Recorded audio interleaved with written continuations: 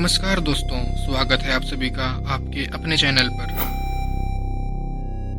यज्ञ में देव ऋषि देवता ऋषि मुनि साधु संत सिद्धगण तथा ब्रह्म का साक्षात्कार होने के कारण वे सभी देवताओं के वंदनीय थे।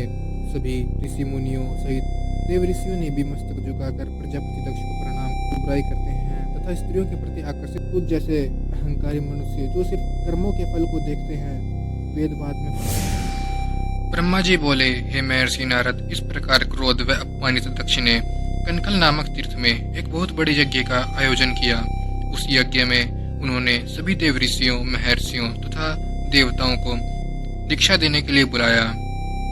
अगस्त, कश्यप, अत्रि, वामदेव, भृगु, दधीचि, भगवान व्यास, भारद्वाज, गौतम, पैल, पराशर, गर्ग, भार्गव, कुकुस, शीत, सुमंतु, त्रिक, कंक सहित अनेक ऋषि मुनि अपनी पत्नियों व पुत्रों सहित प्रजापति दक्ष के यज्ञ में सम्मिलित हुए।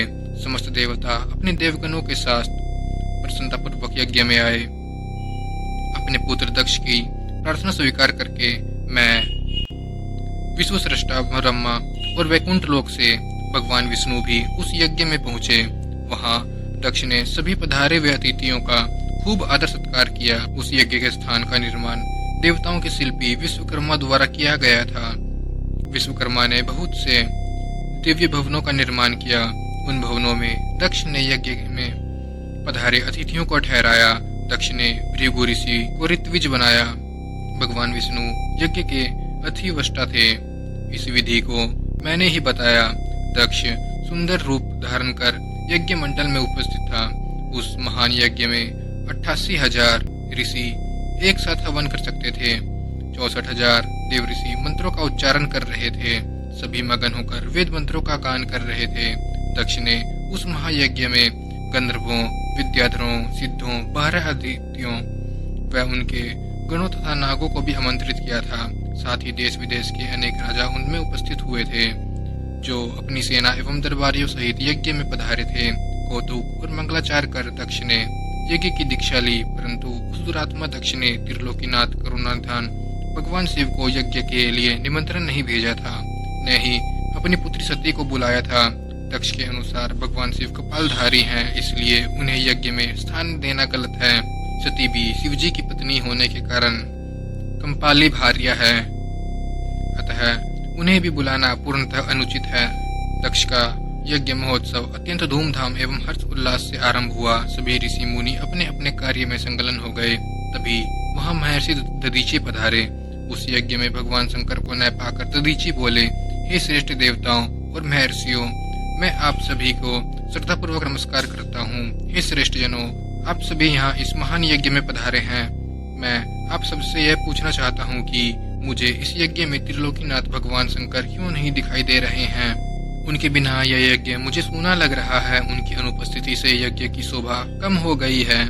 जैसा कि आप जानते हैं कि भगवान शिव की कृपा से सभी कार्य सिद्ध हो जाते हैं।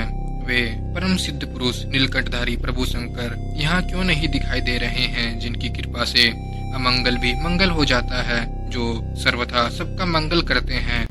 उन भगवान शिव का यज्ञ में उपस्थित होना बहुत आवश्यक है। इसलिए आप सभी को यज्ञ को सकुशल पूर्ण होने के लिए परम कल्याणी भगवान शिव को अनुनय विनय कर इस यज्ञ में लाना चाहिए, तभी इस यज्ञ की पूर्ति हो सकती है। इसलिए आप सभी श्रेष्ठ जन तुरंत कैलाश पर्वत पर जाएं और भगवान शिव और देवी सती को यज्ञ में ले आएं। उनके आने से यह यज्ञ पवित्र हो जाएगा। वे परम पुण्यमयी हैं। उनके यहाँ आने से ही यज्ञ पूरा हो सकता है। महर्षि दधीचि की बातों को सुनकर दक्ष हंसते हुए बोले कि भगवान विष्णु देवताओं के मूल हैं, अतः मैंने उन्हें सादर यहाँ बुलाया है। जब वे यहाँ उपस्थित हैं तो भला यज्ञ में क्या कमी हो सकती है। भगवान विष्णु के साथ साथ ब्रह्मा जी भी वेदों, उपनिषदों और विविध आगमों के साथ यहाँ पधारे हैं। देवगणों सहित इंद्र भी यहाँ उपस्थित हैं। वेद और वेदवत्ताओं को जानने वाले तथा उनका पालन करने वाले सभी महर्षि यज्ञ में आ चुके हैं। जब सभी देवगण एवं श्रेष्ठ जन यहाँ उपस्थित हैं, तो रुद्रदेव की यहाँ क्या आवश्यकता है। मैंने सिर्फ ब्रह्मा जी के कहने पर अपनी पुत्री सती का विवाह शिवजी से कर दिया था। मैं जानता हूँ कि वे कुलहीन हैं, उनके माता पिता का कुछ भी पता नहीं है। वे भूतों, प्रेतों और पिशाचों के स्वामी हैं। वे स्वयं ही अपनी प्रशंसा करते हैं। वे मूढ़, जड़, मौनी और ईर्ष्यालु होने के कारण यज्ञ में बुलाए जाने के योग्य नहीं हैं। अतः दधीचि जी, आप उन्हें यज्ञ में बुलाने के लिए न कहें। आप सभी ऋषि मुनि मिलकर अपने सहयोग से मेरे इस यज्ञ को सफल बनाएं। दक्ष की बातें सुनकर दधीचि मुनि बोले, हे दक्ष, परम कल्याणकारी भगवान शिव को यज्ञ में न बुलाकर तुमने इस यज्ञ को पहले ही भंग कर दिया है।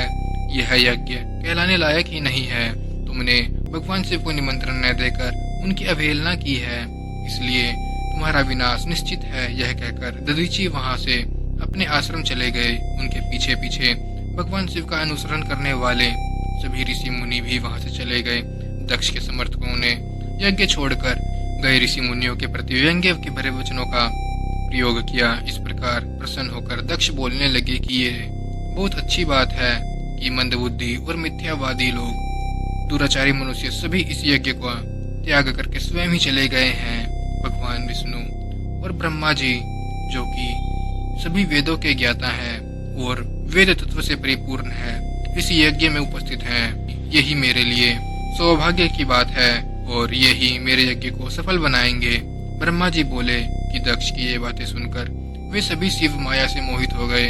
सभी देवऋषि आदि देवताओं का पूजन करने लगे। इस प्रकार यज्ञ पुनः आरंभ हो गया। मुनि श्रेष्ठ, इस प्रकार वहां यज्ञ स्थल पर के अनेक देवऋषि और मुनि वहां पुनः यज्ञ को पूर्ण करने हेतु पूजन करने लगे।